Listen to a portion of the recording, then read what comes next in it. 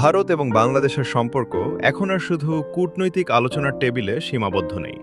সীমান্তের ওপারে এখন বইছে এক রহস্যময় এবং কিছুটা অদ্ভুত পরিবর্তনের হাওয়া, যে বিষয়টিকে বিশেষজ্ঞরা বলছেন দ্য ওয়াইল্ড ইস্ট। শুনলে রূপকথার মতো মনে হতে পারে, কিন্তু ২০২৬ সালের এই সময়ে ভারতের বর্ডার সিকিউরিটি ফোর্স বা বিএসএফ এক অভাবনীয় পরিকল্পনা নিয়ে কাজ করছে।